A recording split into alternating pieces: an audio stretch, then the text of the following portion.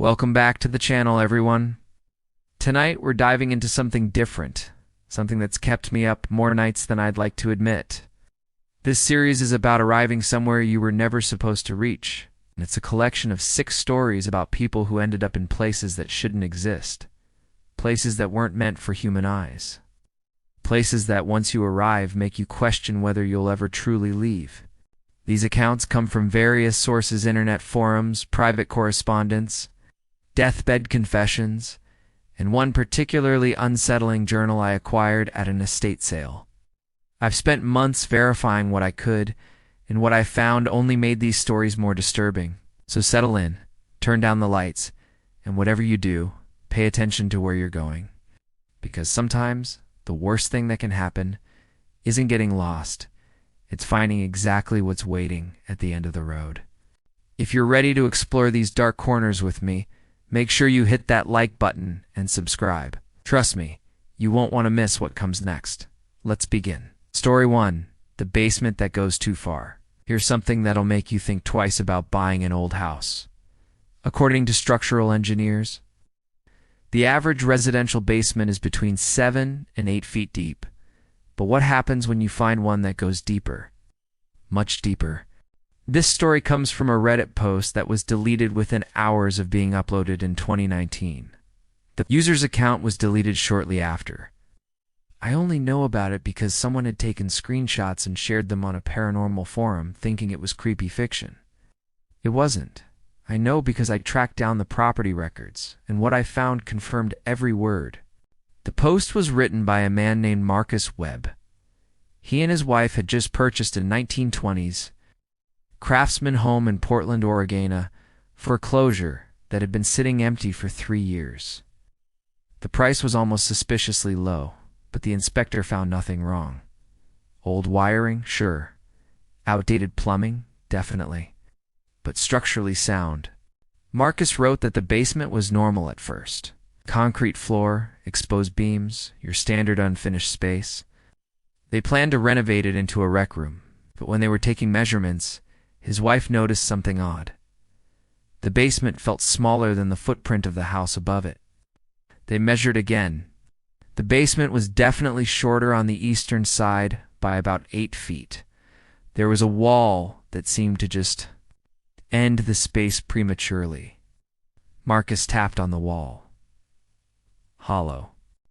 They found the seam 2 days later, hidden behind an old metal shelf unit. A door painted the exact same color as the concrete wall. No handle, just a small indentation you could hook your fingers into. Marcus pulled, and it opened with a sound he described as like a sigh. Behind it was a hallway, not a crawl space, not a small storage area, a hallway. 7 feet tall, 4 feet wide, concrete walls sloping gently downward. A single bare bulb hung from the ceiling about 15 feet in, connected to an old cloth-covered wire that disappeared into the darkness beyond. Marcus did what most of us would do. He grabbed a flashlight and walked in. His wife waited at the door. He said he'd be right back. The hallway went down at a steady angle, like a wheelchair ramp. Every 50 feet or so, another bare bulb hung from the ceiling. None of them worked. His flashlight beam couldn't find the unjust concrete walls in that steady, descending path. He walked for what he estimated was about 5 minutes before he started feeling uneasy. He should have been well below the foundation of his house by now, well below the street level. He should have been hitting clay or bedrock or sewage pipes. There was just more hallway. That's when he noticed the air was warmer. Not musty or damp like you'd expect in an underground space, but warm and dry, almost desert-like. He could hear something too, very faint, a rhythmic sound, almost like breathing. Marcus turned around. The entrance was still visible, a small rectangle of light far behind him. Too far behind him. He'd walked maybe a quarter mile into the earth beneath his house, and the hallway showed no signs of ending. He decided to go back. Smart man. But as he walked toward the light, he realized he couldn't tell if he was getting closer. The entrance stayed the same size in his vision, like he was walking on a treadmill. He walked faster, then jogged, then ran. The entrance never got closer. He stopped, breathing hard, and turned around. The hallway stretched away into darkness behind him. When he looked forward again toward the entrance, it was smaller, dimmer. Marcus ran. He wrote that he ran until his lungs burned and his legs screamed, and the entrance kept shrinking, kept dimming, and the breathing sound got louder behind him until it was echoing off the walls, like something massive was right on his heels. He said he doesn't remember the last 50 feet. He came to on the basement floor with his wife screaming and shaking him. He'd been gone for 3 hours. Marcus refused to go back. He wanted to seal the door immediately, but his wife wanted to call someone, the police, a building inspector, someone official. They compromised. They'd take video evidence first, then seal it. His wife went in the next morning while Marcus filmed from the doorway. She took her phone for extra light and promised to just go to the first bulb and back. 60 seconds max. Marcus's video, which I've seen, and which has since been scrubbed from every platform I can find, shows her walking down the hallway, phone light swinging. She gets to the first bulb about 15 feet in. She waves, then she keeps walking. Marcus calls out. She doesn't respond. She just keeps walking, deeper into the hallway, her light getting smaller. He shouts her name. Nothing. He runs in after her. The video gets shaky here, his footsteps echoing. He's calling her name over and over. The hallway looks endless in the phone's light. And then he stops and the camera focuses on something on the wall. Handprints. Dozens of them. Hundreds. All along both walls. Pressed into the concrete like they'd been made when it was wet. Small hands. Children's hands. That's where the video cuts off. Marcus's post ended with this: "I sold the house. I don't care that I took a loss." The realtor asked why I was selling so fast, and I told her the truth. She laughed and said, "Every old house has a weird basement." I didn't tell her that when I sealed that door with concrete before I left, I could hear my wife calling my name from behind it. I didn't tell her that my wife has been dead for 3 years, and the woman I've been living with, the woman who went into that hallway, isn't her. Property records show the house sold in October 2019. The new owners filed a missing persons report in January. It was 2020. Then they disappeared too. The house is condemned now. The official reason is foundation instability. I drove past it last summer. From the street it looks normal.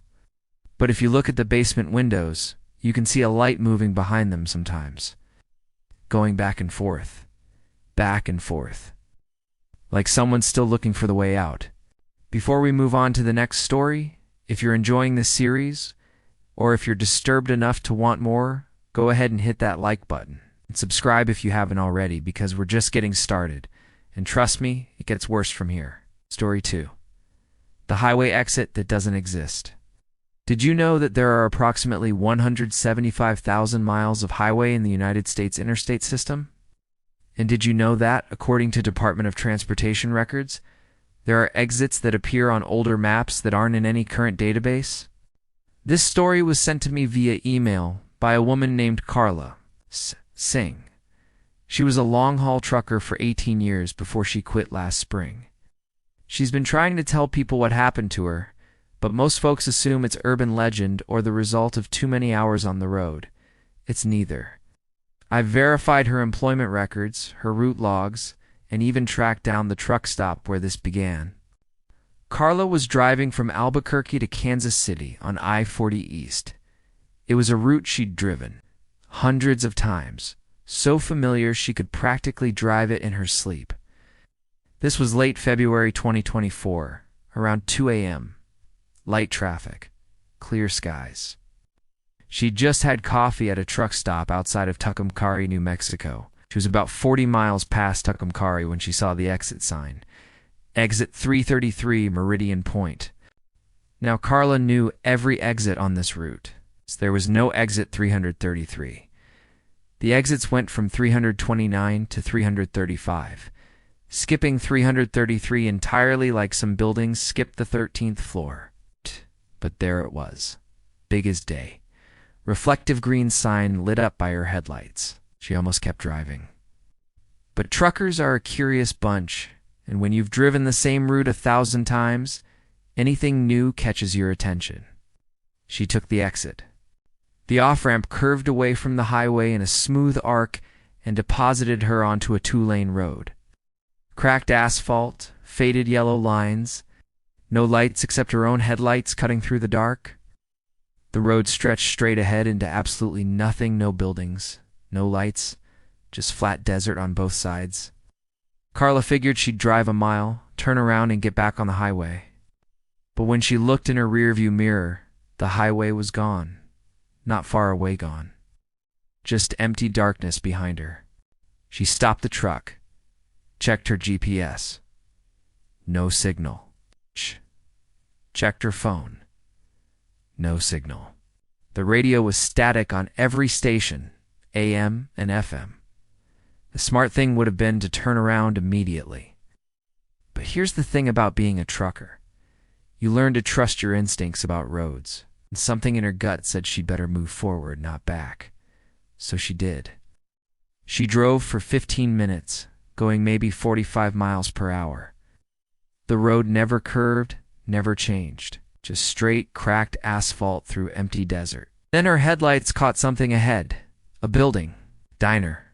Chrome-sided classic Ejo Wooleen-esque style, with a neon sign that read Meridian Point Diner, open 24 hours. The sign was flickering, buzzing loud enough she could hear it through the truck's closed windows. The parking lot had one car and a sedan that looked like it was from the 1970s, faded brown paint, one headlight out. Carla parked. She wasn't sure why.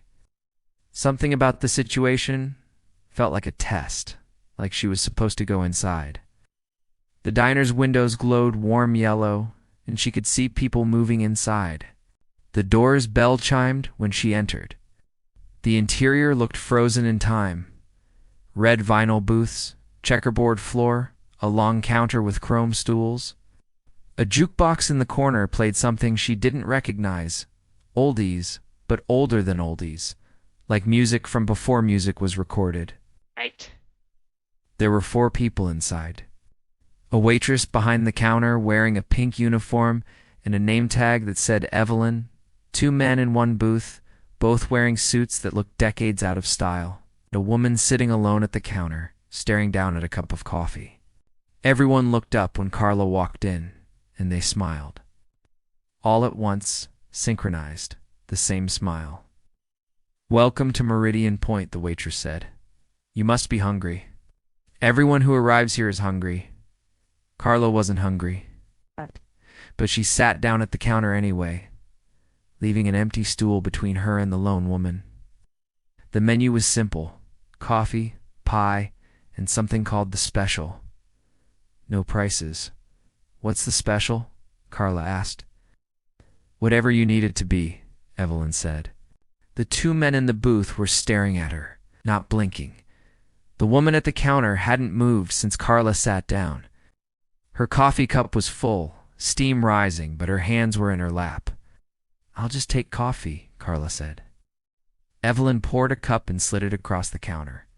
The coffee was black and looked normal enough, but when Carla lifted it to her lips, she smelled something wrong.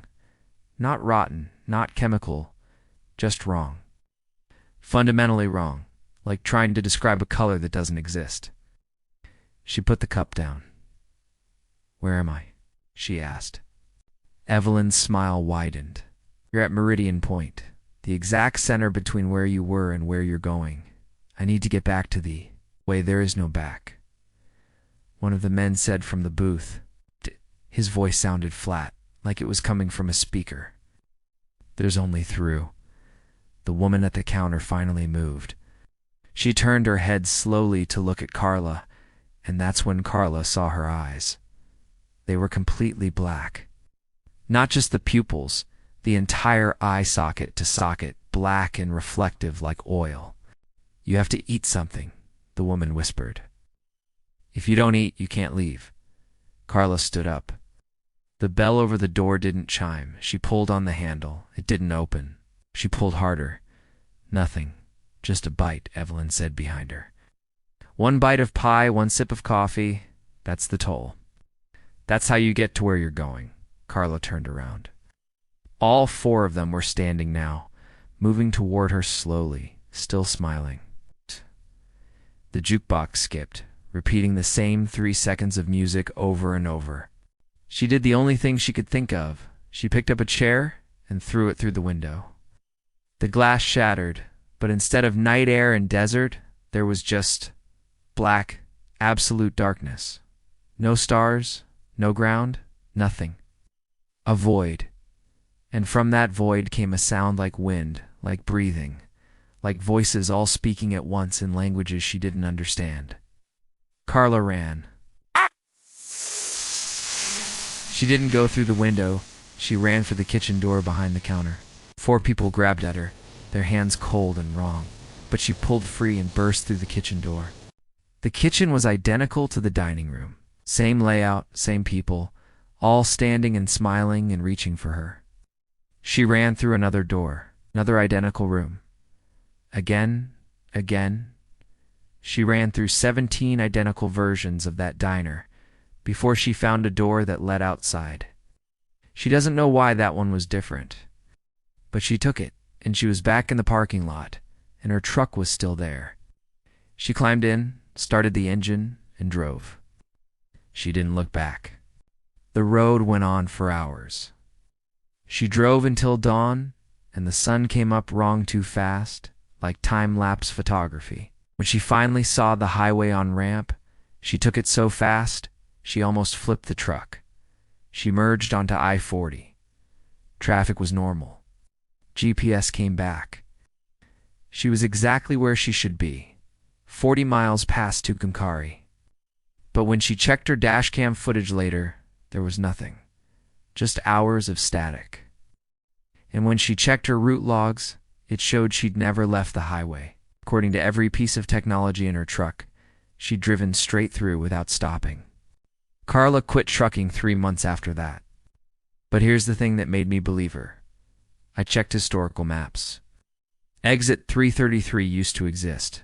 It was closed in 1952 after multiple reports of accidents and disappearances. The official reason for closure was navigational errors and driver disorientation. There's no record of what was at the end of that exit. But in the county archives, I found a newspaper clipping from 1951. A diner had burned down near that exit. Everyone inside died. 7 people. They were found in the ashes, all arranged in the same position, sitting at the counter, facing the door, waiting for customers. If this story made you check your rearview mirror, that's probably a good sign to hit the like button and subscribe, because we're about to go even deeper into places we shouldn't reach. Story 3. The Stairwell in the Office Building. Here's a statistic that should unsettle you. The average commercial office building has between 0.5 to 1 stairwell per floor. But sometimes, if you're in the wrong place at the wrong time, you'll find an extra stairwell. One that goes to floors that don't exist. This account comes from a series of emails I received from a man who asked to remain anonymous. He worked as a security guard in downtown Seattle, in one of those glass and steel towers that all look the same, for legal reasons.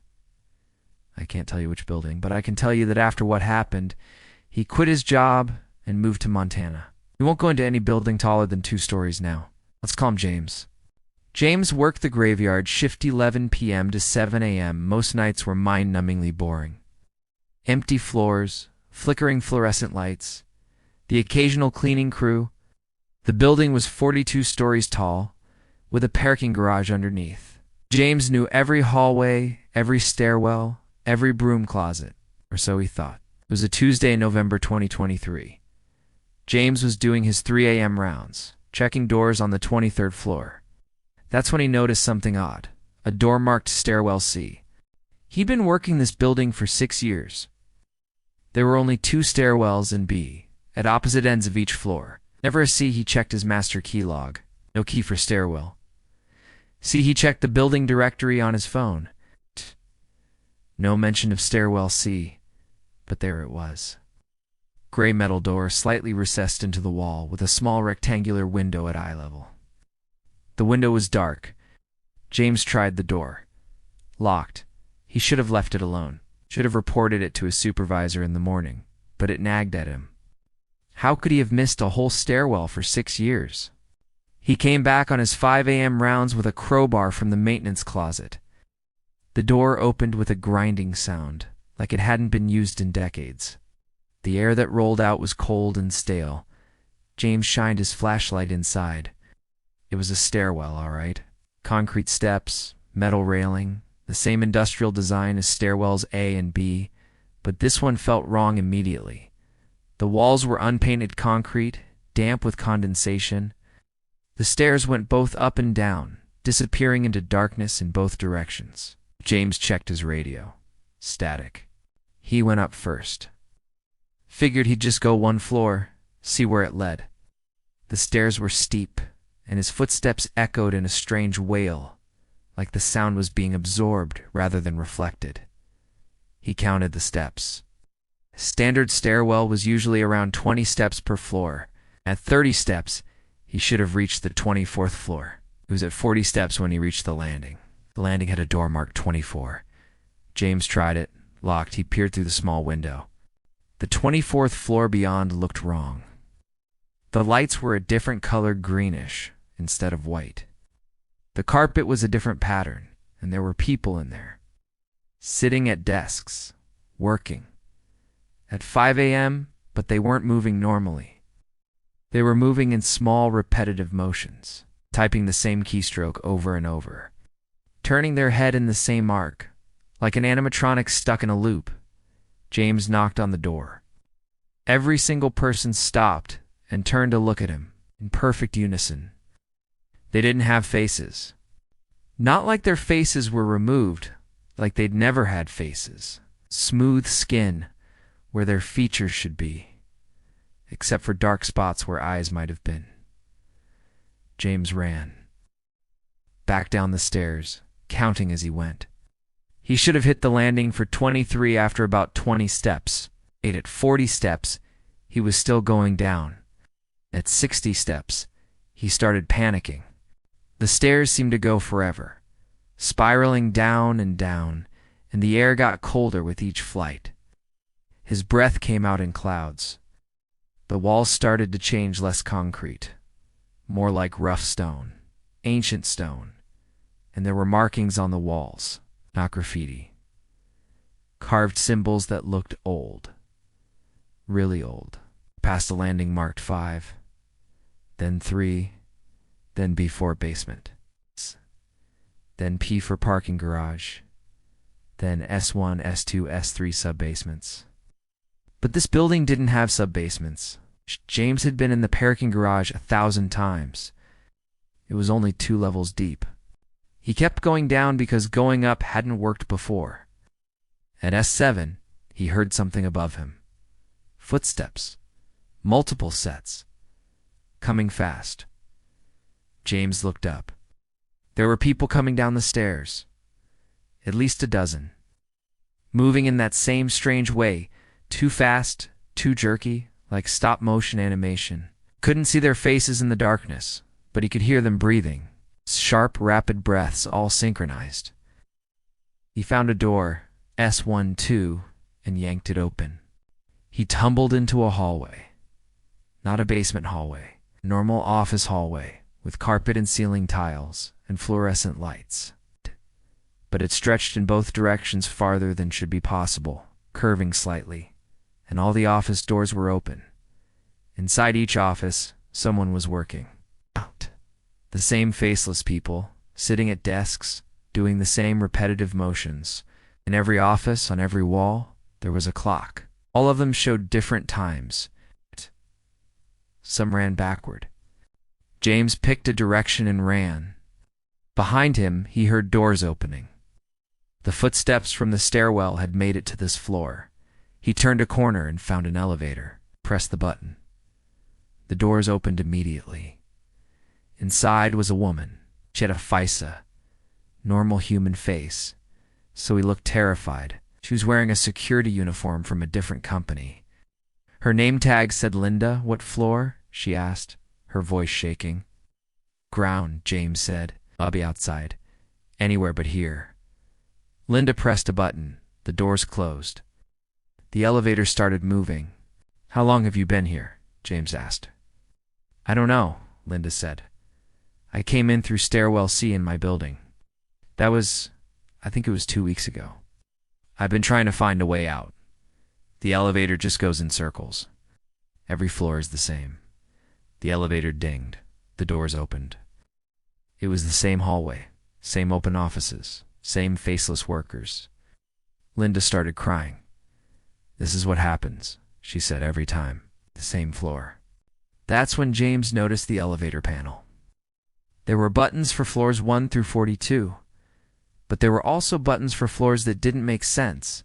Pi, E, square root 2, infinity. He pressed the button marked infinity. Linda grabbed his arm. No, not that one. Please, I tried that one." The elevator lurched, not up or down, sideways somehow. The feeling of motion was all wrong, like they were moving in directions that didn't have names. James's stomach turned. The lights flickered. The doors opened. They were in the lobby, the actual real lobby of James's building. Security desk, turnstiles, glass doors showing the dark street outside. James ran for the doors. Linda followed. They burst out onto the sidewalk, into the cold Seattle night. James turned around. The building looked normal. All the windows dark. Linda was gone. He looked down the street, no sign of her. He checked his phone. 5:47 a.m. He'd only been inside stairwell C for about 20 minutes, according to his watch. When he went back inside to finish his shift, stairwell C was gone, just a wall where the door had been. He checked the building plans later. Space should have been part of office suite 2304, but when he measured, there was an 8-foot gap. Something was behind that wall. James requested the maintenance records. The building was constructed in 1997, but during construction, there had been a fatal accident. An entire crew of workers disappeared while working on the elevator shaft. They were never found. The investigation concluded they'd somehow fallen into an unmarked sub-basement from the old building that had stood on that site. But here's the thing. There was no old building. That lot had been empty since the 1950s. James quit a week later. Before he left, he tried to find Linda. He called every security company in Seattle. No one by that name. No one matching her description. No missing persons report. He sent me a photo he took of her name tag before she vanished. I ran the company name through historical business records. The security company existed from 1982 to 1994. It dissolved after several guards went missing while working in downtown Seattle high-rises. All of them were last seen entering stairwells that weren't on any building plans. If you're sitting in an office building right now, maybe take a look around. Count the stairwells. Make sure you know where they all are. And if you've been enjoying these stories, go ahead and hit that like button and subscribe. We've got 3 more stories to go, and they only get stranger from here. Story 4. The Service Road Between Memories. Here's something to think about. Your brain can create false memories. It happens all the time, misremembering details, conflating events, or remembering something that never happened at all. But what if the reverse is also true? What if there are places that exist in everyone's memory, but nowhere else? This story came to me through a psychology forum of all places. It was posted by a doctoral student named Rebecca Chen, who was studying false memory syndrome. She'd stumbled onto something while conducting her research or pattern that shouldn't exist. Multiple people, unconnected from different parts of the country, all sharing the exact same false memory, a service road behind a shopping center. Same details, same landmarks, same feeling of déjà vu. Rebecca thought she'd discovered a fascinating case study. She interviewed 23 people who reported this memory. They all described it the same way. A narrow asphalt road, unmarked, running behind a generic shopping plaza, chain link fence on one side, dumpsters, loading docks. That particular quality of light you get in service alleys, dim and gray even in the middle of the day. And they all remembered the door. Red metal door. No handle, no markings, just a door set into a concrete wall that shouldn't have led anywhere because there was no building attached to it. Rebecca assumed this was a common architectural feature that people's brains had latched onto. We've all been behind shopping centers, right? They all look the same. So she decided to do something clever. She'd find the actual place and prove it was just a mundane location enhanced by collective memory. She spent 3 months cross-referencing details. Finally, she triangulated it. A shopping center in Columbus, Ohio. The layout matched perfectly. She drove out there in January 2024. I have her research notes. I have her photos. I have the police report. The shopping center was exactly as everyone described, a standard L-shaped strip mall with a Target. A grocery store, a few restaurants. Rebecca parked and walked around to the back. There it was, the service road. Chain link fence, dumpsters, loading docks. And at the far end, set into what looked like a concrete retaining wall, a red metal door. Rebecca took photos. She approached the door. Up close, she could see it was old paint faded, rust at the edges. She tried to pull it open. Locked, of course. She knocked. Solid. Not hollow like a door that led nowhere. She walked around the wall. There was nothing behind it. It's just a slope leading down to a drainage ditch. The door shouldn't have led anywhere. But here's what bothered her. She'd been here before. Not in memory and reality. She recognized the exact pattern of cracks in the asphalt. The specific tag on one of the dumpsters. The way the light fell. She knew, with absolute certainty, that she'd stood in this exact spot before. But she hadn't. She'd grown up in California. She'd never been to Ohio until this trip. Rebecca went back to her hotel and reviewed her interview notes. One detail kept appearing. People said they dreamed about the service road, not once repeatedly. The same dream, night after night. Walking down that service road toward the red door. In the dream, they always had a key. That night, Rebecca dreamed it too. In the dream, she was walking down the service road at dusk.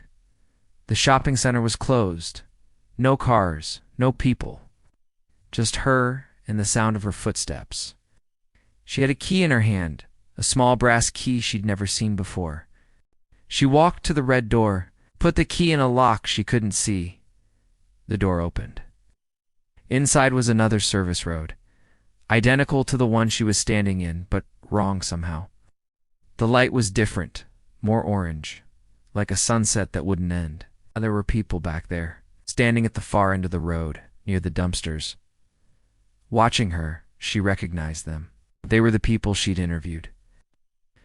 All 23 of them, standing together, not moving, just watching her with blank expressions.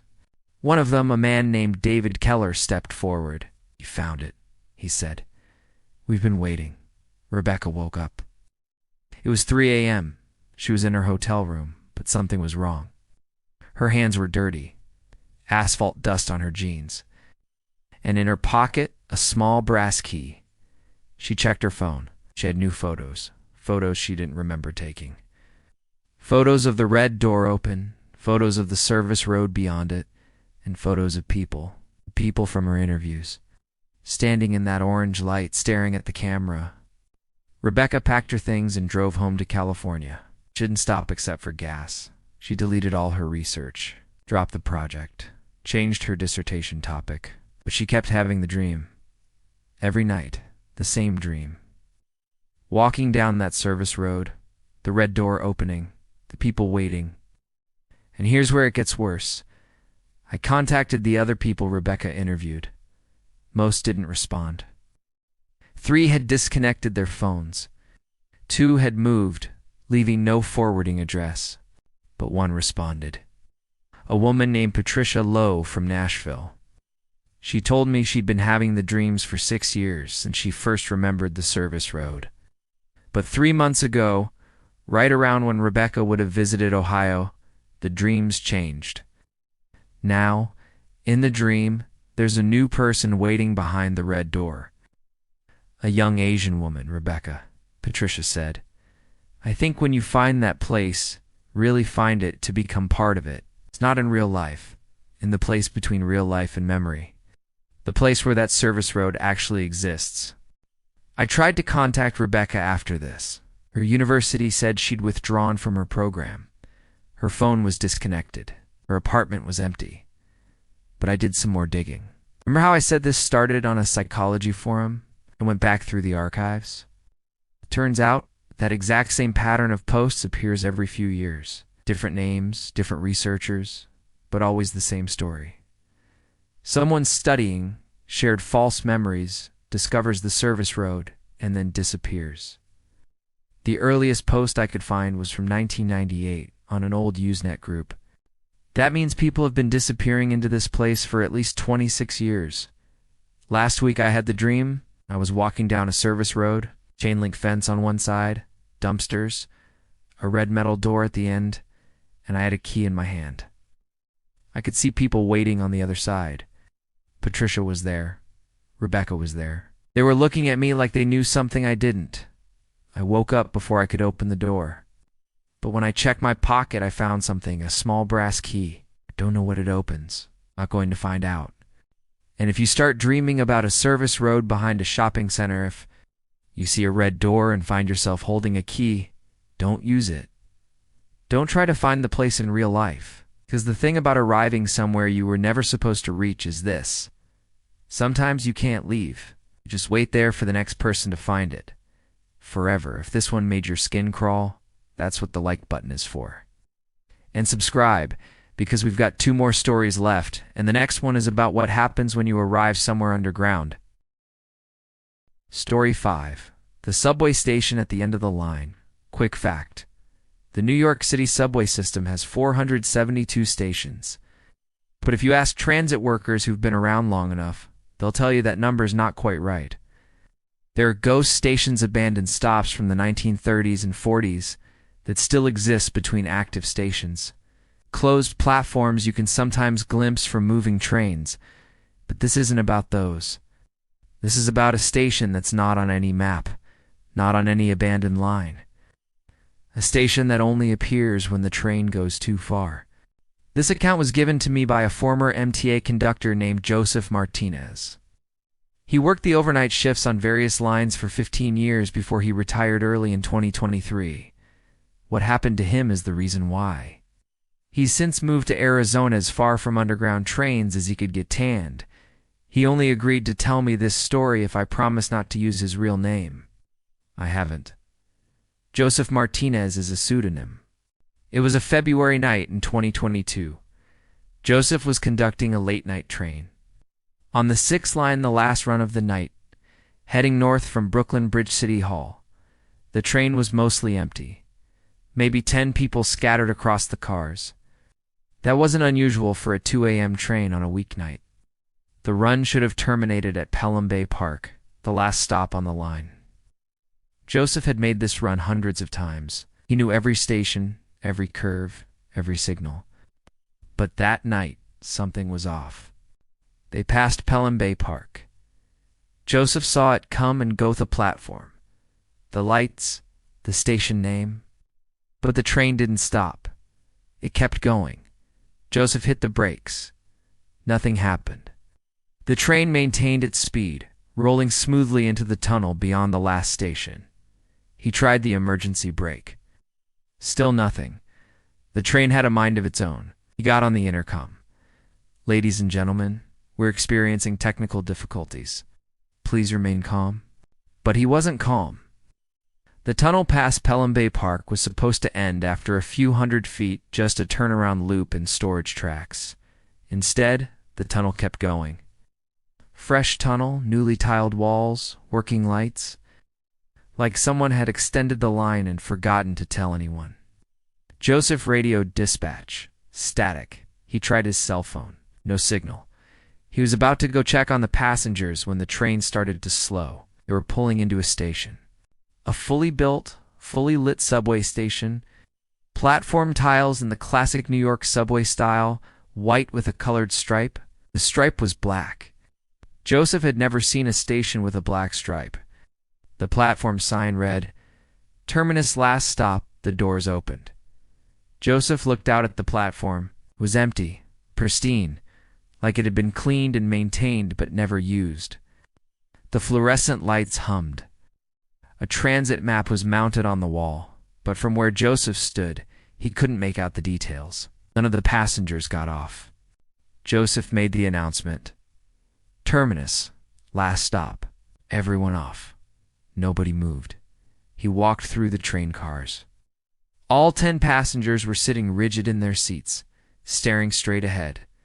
Not sleeping, their eyes were open. But they weren't blinking, weren't breathing. When Joseph got close to a middle-aged woman in a business suit, he could see her eyes were clouded over, like cataracts, but gray instead of white. He shook her shoulder. She was cold, not corpse cold, but cool, like she'd been sitting in a refrigerator. Joseph backed away and ran to the conductor's cabin. He hit every button, pulled every lever, trying to close the doors and get the train moving. Nothing worked. Then he heard footsteps on the platform. Someone had boarded the train. Joseph looked through the conductor's window.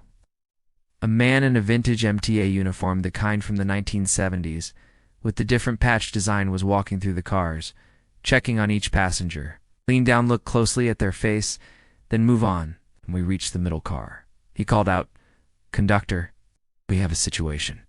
His voice was wrong, flat, like someone doing a bad impression of what a human voice should sound like. Joseph didn't respond. He locked the conductor's cabin door. The man in the vintage uniform walked toward the front of the train, toward Joseph. He wasn't rushing, just walking with mechanical precision. When he reached the conductor's cabin, he knocked. 3 sharp raps. "Conductor, open the door. We need to process the passengers." "Who are you?" Joseph called through the door. "I'm the station manager. This is the last stop. All passengers must be processed." "Processed for what?" The man's face appeared in the small window of the conductor's cabin door. His face was normal, middle-aged, clean-shaven, forgettable, except his eyes. His eyes were completely black, and they didn't reflect light. "For their final destination," he said. Joseph looked past him, down the train. The passengers were standing now, all of them, still with those clouded-over eyes, still not blinking. They were filing toward the doors in a neat line, stepping onto the platform. "No," Joseph said. "No, they're not getting off. This isn't a real station." The station manager smiled. "Of course it's real. You're here, aren't you? The train brought you here. The train always knows when someone's ready." Ready for what? To arrive where they were always meant to go. The passengers were on the platform now, forming a line, walking toward an exit at the far end of the corridor with a sign that read "Way Out," but the corridor sloped down, not up. Joseph made a decision. He couldn't help the passengers, they were already gone, whatever that meant. But he could get himself out. There had to be a way back. He unlocked the cabin door and ran. Jumped off the train onto the platform and sprinted in the opposite direction from the passengers. There had to be another tunnel, another track, a maintenance corridor, something. The station manager didn't chase him, just watched him go with that empty smile. Joseph ran past the train, past the end of the platform, into the darkness of the tunnel beyond. His flashlight beam caught the tracks ahead. They continued, stretching into blackness. He ran along the walkway beside the tracks, his footsteps echoing. Behind him, he heard a sound, a low rumble. He turned and saw lights in the tunnel. Another train was coming. Joseph pressed himself against the tunnel wall as the train approached.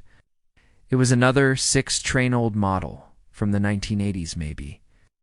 It slowed as it passed him, and through the windows he could see it was full of passengers, packed full. All of them with those same clouded eyes, all standing, swaying with the motion of the train. The train pulled into Terminus Station. The doors opened. The passengers filed out onto the platform. hundreds of them. And behind that train, Joseph could see lights from another train, and another behind that. He ran. The tunnel went on for what felt like miles. No side passages, no emergency exits, just endless tunnel. Joseph's legs burned, his lungs screamed, but he kept running, and then he saw light ahead. Real light, daylight. The tunnel opened onto an elevated track. Joseph burst out into morning sunlight, squinting against the brightness. He looked around trying to get his bearings. He was somewhere in the Bronx. He could see apartment buildings, a highway in the distance. Normal city. But he had no idea which track he was on, or how he'd gotten there. He climbed down from the elevated track using a maintenance ladder and found himself in a residential neighborhood.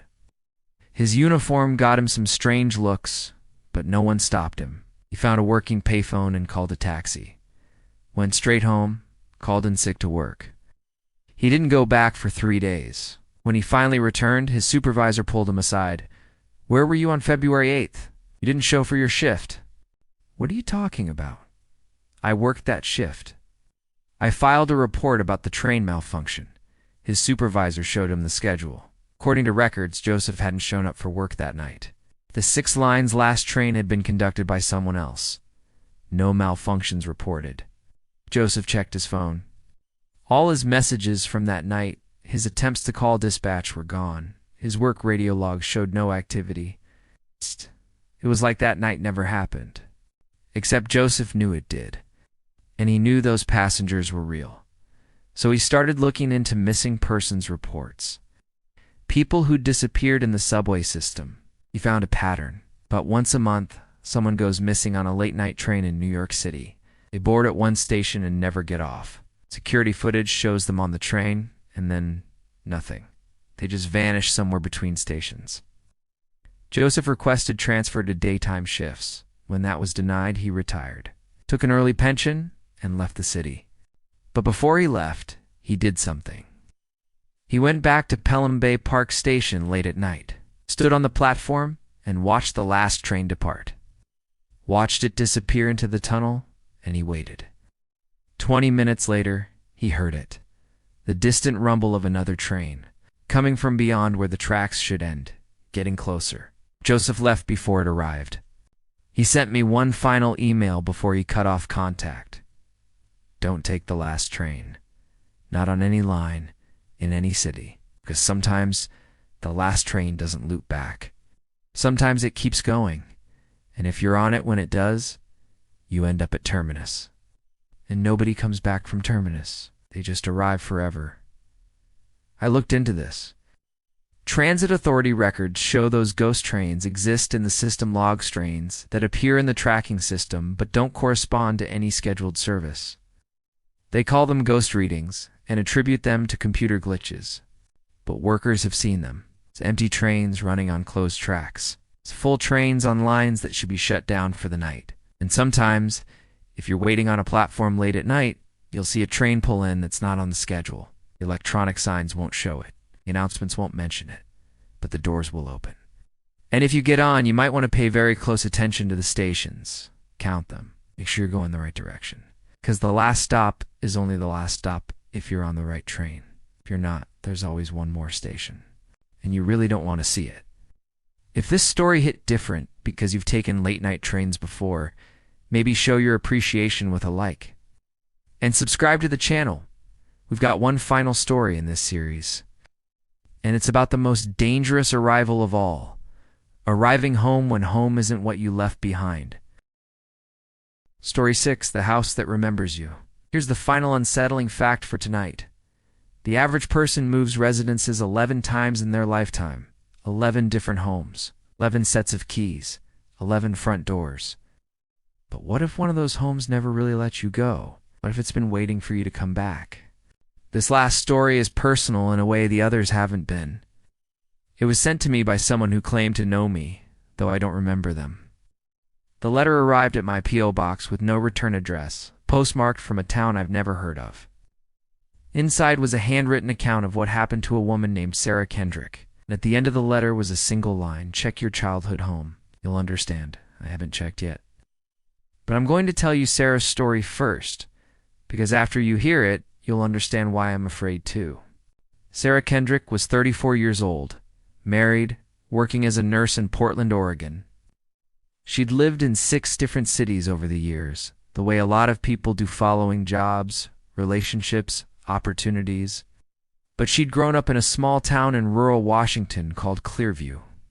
Her childhood home was a 2-story farmhouse on the outskirts of town, surrounded by pine forests. Her parents had sold it when she was 18 and moved to Florida. She hadn't been back to that house in 16 years. Then, in August 2024, she got a letter from a law office. The house had been seized by the county for unpaid taxes. It had gone through several owners since her parents sold it, none of them staying longer than a year. Now it was being auctioned off. Sarah didn't know why, but something compelled her to buy it. Maybe nostalgia, maybe a midlife crisis, maybe something else. She put in a bid absurdly low, because nobody wanted that house in one. Her husband Marcus thought she was insane. They lived in Portland. They had good jobs. Why would they buy a falling-apart farmhouse 3 hours away? Sarah couldn't explain it. She just knew she needed to go back. She drove up alone on a Saturday in September. Marcus refused to come, said he'd help her clean it out and sell it, but he wasn't wasting a weekend on her nostalgia trip. The house looked worse than she remembered. The paint was peeling. Windows were broken. The yard had grown wild. But the basic structure was the same. Same wraparound porch, same red door. Same window to what had been her bedroom on the 2nd floor. Sarah had the keys from the county office. She unlocked the front door and stepped inside. The smell hit her first. Dust and old wood and something else. Something like flowers left too long in a vase. Sweet and rotten at the same time. The interior was empty. No furniture. Just bare floors and walls. Someone had stripped everything out. But despite the emptiness, Sarah felt it immediately. The house remembered her. Not in a metaphorical sense. The house actually remembered her. In her old bedroom, there were marks on the wall where her height chart had been. But when Sarah looked closely, the marks were still there. Pencil lines with dates. Her name in her mother's handwriting. But her parents had painted over those marks before they moved. She remembered watching them do it. Yet here they were. Like they'd bled back through the paint. In the kitchen, the linoleum had a stain in the shape of a coffee cup from when Sarah was 12 and had dropped her mother's favorite mug. She'd been grounded for a week. Her parents had tried everything to get the stain out and eventually just covered it with a rug. The stain was back. Dark and obvious against the faded yellow floor. Sarah walked through the house, finding more impossibilities. A crack in the bathroom mirror that matched the crack from when her brother had thrown a baseball inside the house. A burn mark on the hardwood floor in the living room from when she'd knocked over a candle during a storm. Nail holes in the walls where family photos had hung in the exact same spots, even though the walls had been repainted multiple times. The house was restoring itself, not to how it was when her parents sold it, but to how it was when she'd lived there. Her childhood was bleeding back into the walls. Sarah told herself it was just coincidence. Old houses have quirks. Maybe the new paint was cheap and things were showing through. Maybe the stains had always been there and she'd just forgotten. But then she went upstairs to her old bedroom. Her bed was there. Not a bed. Her bed. The same white metal frame with the flower decals. It's the same quilt her grandmother had made, pink and white squares. Same pillows. Impossible. Her parents had taken that furniture with them when they moved. She'd seen it in their Florida house. Sarah called her mother. "Mom, did you guys leave my old bed at the house?" "What? No, honey? We took all the furniture." "Why? Are you sure?" "Because I'm standing here looking at it." A long pause. "Sarah, we sold that bed at a yard sale before we even left Washington. Some family with a little girl bought it. This was 16 years ago. Sarah hung up. She stared at the bed. It looked exactly as she remembered it. down to the stuffed rabbit sitting on the pillow Mr. Hopsworth, the toy she'd slept with every night until she was 10. She reached out to touch the rabbit. It was warm. Sarah ran out of the room. She should have left the house. Should have gotten in her car and driven back to Portland and never come back. But instead, she did what people in these situations always do. She decided to stay the night. To prove to herself it was just her imagination playing tricks. She had a sleeping bag in her car. She set it up in the living room, as far from her old bedroom as possible. She didn't sleep. Around 2 a.m., she heard footsteps upstairs. Small footsteps. Oh, a child's footsteps. Then she heard her own voice. Her voice as a child, singing a song she'd forgotten she knew, a made-up song about a princess in a tower. She'd sung it every night before bed when she was 7 years old. The singing was coming from her old bedroom. Sarah grabbed her flashlight and slowly climbed the stairs. The singing got louder. She reached the doorway to her bedroom. A little girl was sitting on the bed, playing with Mr. Hopsworth. The girl was wearing pajamas, Sarah recognized, blue with yellow stars. Pajamas she'd owned when she was 7. The little girl looked up. She had Sarah's face, not similar, identical. It was Sarah at age 7, somehow impossibly here in this empty house. Came back, the little girl said. I've been waiting. Sarah couldn't speak, couldn't move. The house missed you, the girl continued. It kept pieces of you.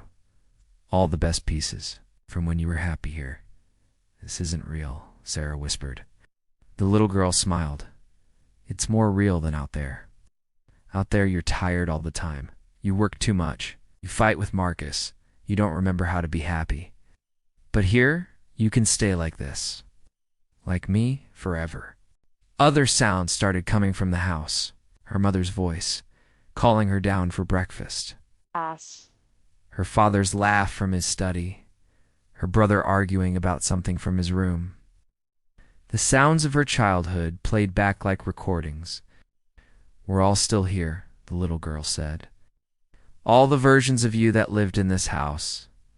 The house kept us. Now you can stay too. Sarah ran. She flew down the stairs, tripping, catching herself on the banister. The front door was at the end of the hall. She could see it. She could see her car through the window beyond it. But as she ran, the hallway stretched, got longer. The door got farther away. The walls started changing. The old wallpaper her parents had stripped away was growing back, spreading like mold. Family photos appeared in their frames, photos of Sarah at different ages, but wrong. In photos from when she was 10, she was wearing clothes from when she was 15. Photos from high school showed her as a toddler. Memories were mixing, blending, becoming confused. Sarah screamed and lunged for the door. Her hand hit the knob. It turned. She fell out onto the porch and didn't stop running until she was in her car. She started the engine with shaking hands and drove. Didn't look back. She made it 50 feet down the driveway before the car stopped. Engine died. She tried to restart it. Nothing. In the rearview mirror, she could see the house. Every window was lit now.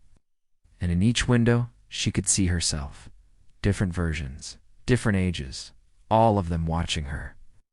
All of them smiling. The little girl appeared on the porch. Can't leave. You're home. Sarah's phone rang. She answered it without thinking. Sarah, it was Marcus. Where are you?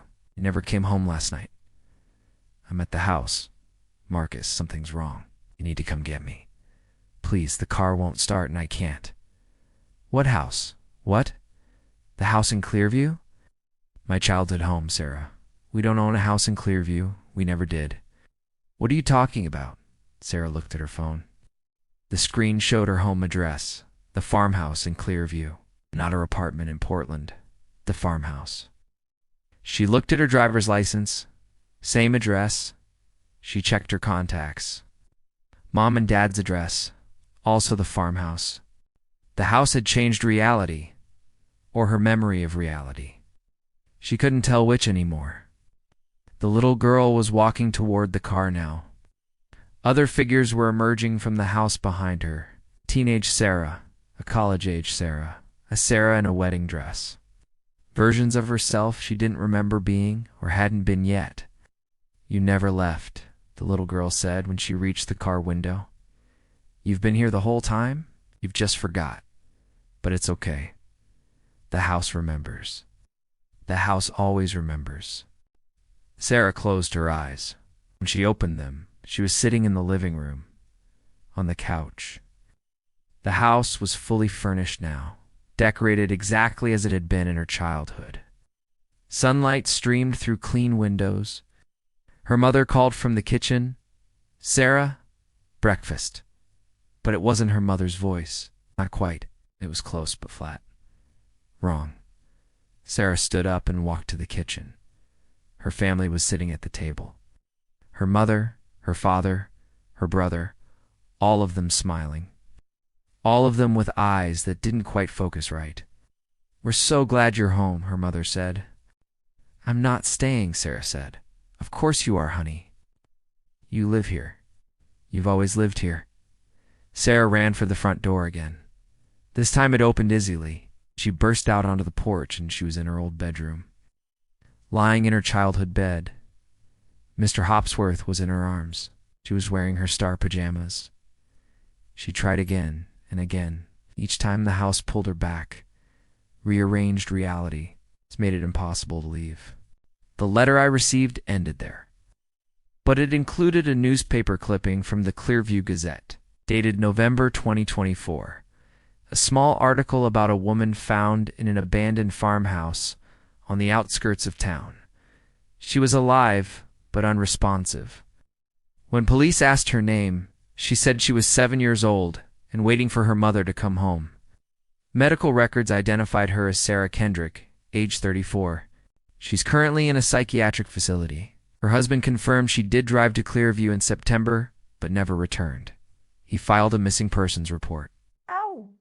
When police found her, she'd been living in the empty house for 2 months, had no food, no water. By all medical logic, she should have died. But the house kept her alive, or rather it kept the version of her it wanted. The letter ended with that line I mentioned, "Check your childhood home. You'll understand. I haven't been back to my childhood home in 12 years. My parents still live there. I call them every week. Everything's normal. But last week I had a dream. I was a kid again, in my old bedroom, and the house was speaking to me. Not in words and feelings, in memories, in the texture of the wallpaper and the creak of the floorboards. It was saying, 'Come back, come home. I've kept everything exactly as you left it.' I woke up and checked my phone. I had a text from an unknown number. 'It's waiting for you.'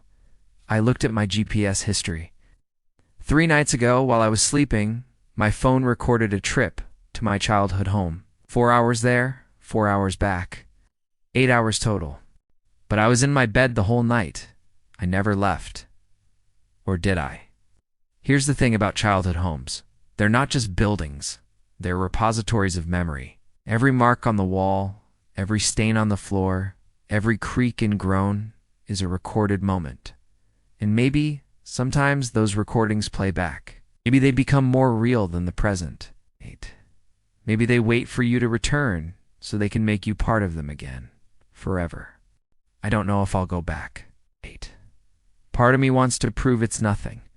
Part of me is terrified of what I'll find. Because what if I go back and the house is exactly as I remember it? What if my childhood bedroom is waiting? What if I see a younger version of myself and he tells me I never really left? What if arriving home means never leaving again? That's the end of our series. Arriving somewhere you were never supposed to reach. 6 stories about destinations that shouldn't exist, and the people who found them anyway. I hope you've enjoyed this journey into the dark corners of reality, or maybe I hope you haven't, because sleep might be difficult tonight. If these stories affected you, if they made you look twice at familiar places and wonder what's really waiting there, do me a favor. Hit that like button one last time. Subscribe to the channel because I've got more stories to tell, or places to explore, more arrivals to document. And if you've ever been somewhere you can't quite explain somewhere, that felt wrong in ways you can't articulate, leave a comment. Tell me about it. 'Cause maybe, just maybe, you're not the only one who's been there. Thanks for listening. Stay safe out there. And remember, not every road has a destination you want to reach. Until next time.